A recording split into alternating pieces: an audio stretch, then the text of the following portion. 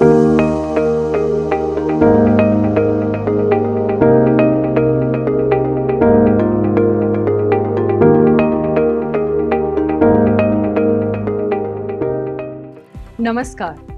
मैं धात्री दुबे आज आपको बताऊंगी बिजनेस और फाइनेंस की दुनिया से जुड़ी कुछ ताजा अपडेट्स के बारे में। तो आज की पहली अपडेट जान लेते हैं, जो है ट्रेड रिसीवेबल डिस्काउंटिंग सिस्टम यानी TREDS से जुड़ी हुई। आइए जान लेते हैं कि TREDS है क्या। TREDS एक इलेक्ट्रॉनिक प्लेटफॉर्म है जो फाइनेंसिंग को आसान बनाता है और साथ ही मल्टीपल फाइनेंसर्स की मदद से माइक्रो, स्मॉल और मीडियम एंटरप्राइजेस यानी कि MSME के ट्रेड रिसीवेबल्स में डिस्काउंटिंग की सुविधा प्रदान करता है। TREDS बेसिकली PSS एक्ट के तहत ऑथराइज्ड एक पेमेंट सिस्टम है। ये अपलोडिंग, एक्सेप्टिंग, डिस्काउंटिंग, ट्रेडिंग और इनवॉइस बिल्स ऑफ MSMEs की सेटलिंग करने और रिसीवेबल्स साथ ही साथ पेएबल फैक्टरिंग, जिसे रिवर्स फैक्टरिंग भी कहा जाता है, इनकी फैसिलिटेटिंग करने का एक मंच है। MSME सेलर्स, कॉर्पोरेट और अन्य खरीदार, फाइनेंसर्स, ये सभी TREDS के सीधे तौर पर पार्टिसिपेंट होते हैं। इस सिस्टम के अंतर्गत होने वाली जितने भी ट्रांजैक्शंस हैं,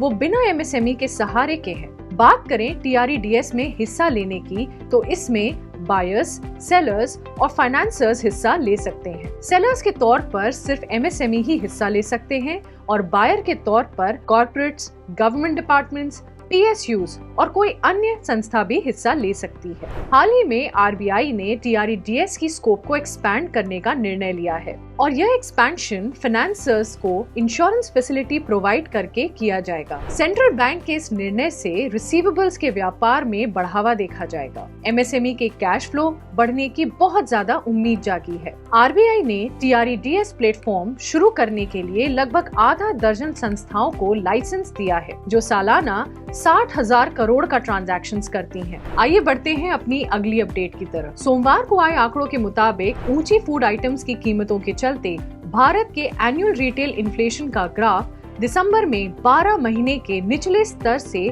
जनवरी में 3 महीने के उच्च स्तर यानी कि 6.52% पर दिखाया गया। दिसंबर में यह 5.72% और जनवरी 2022 में 6.01% था। 2022 के पहले 10 महीनों में इन्फ्लेशन 6% की मात्रा के साथ अपनी अपर टॉलरेंस लिमिट से भी ऊपर चला गया था, लेकिन फूड इन्फ्लेशन में गिरावट के चलते ये आखिरी 2 महीनों में इससे भी नीचे चला गया था। फूड प्राइस इन्फ्लेशन, जो कंज्यूमर प्राइस इंडेक्स का लगभग 40% हिस्सा है, वो दिसंबर में 4.19% से जनवरी में 5.94% के साथ बढ़ गया और सीरियल्स, मिल्क के प्राइसेस लगातार बढ़ने के चलते अक्टूबर में 6.77% के आंकड़े के साथ इसका पिछला उच्च स्तर देखा गया। रिटेल इन्फ्लेशन दरअसल CPI में आने वाले एनुअल चेंज के आधार पर मेजर किया जाता है, जो रिटेल के अंतर्गत गुड्स एंड सर्विसेज के डेली कंजम्पशन के आधार पर उनके दामों में आने वाले बदलावों को ट्रैक करता है। हाल ही में RBI के गवर्नर ने कहा है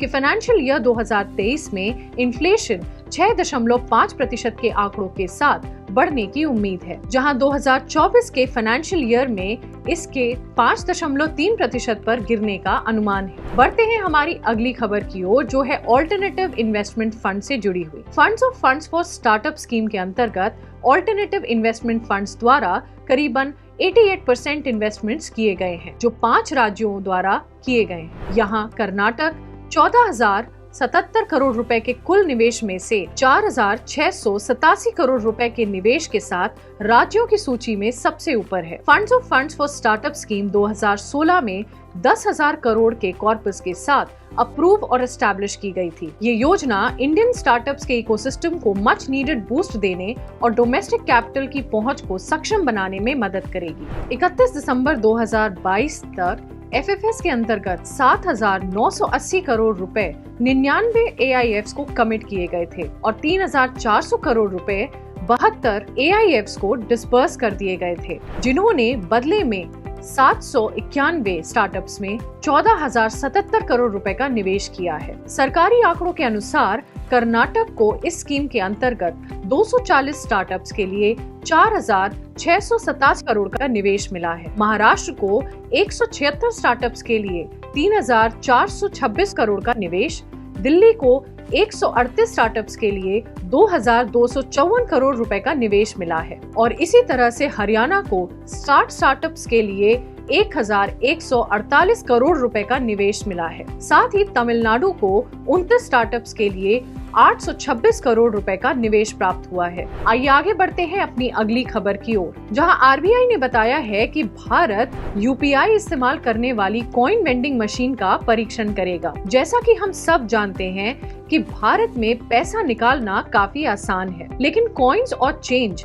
हमेशा से ही एक बड़ी समस्या बने हुए हैं। इसी समस्या के समाधान के लिए हाल ही में आरबीआई के गवर्नर ने कहा है कि भारत के 12 शहरों में पायलट प्रोजेक्ट के तौर पर QR based coin vending machine यानी कि QCVM का परीक्षण किया जाएगा, जिसमें यूजर्स करेंसी नोट डालने के बजाय कॉइन्स निकालने के लिए यूपीआई का इस्तेमाल करेंगे। इस पायलट प्रोजेक्ट की लर्निंग्स के बेसिस पर ही सेंट्रल बैंक सभी बैंकों को इन मशीन्स का प्रयोग करके कॉइन्स के डिस्ट्रीब्यूशन को प्रमोट करने के लिए गाइडलाइंस जारी करेगा। इन मशीनों के इस्तेमाल से अब लोग बैंकों की लंबी लाइनों में बिना इंतजार किए सिक्कों तक आसानी से पहुंच सकेंगे, जो कि बदलाव लाने का एकमात्र आधिकारिक तरीका भी होगा। तो ये थी फाइनेंस की दुनिया से जुड़ी आज की हमारी कुछ ताजा अपडेट्स। मैं धात्री ऐसे ही और खबरें आपके सामने लाती रहूंगी।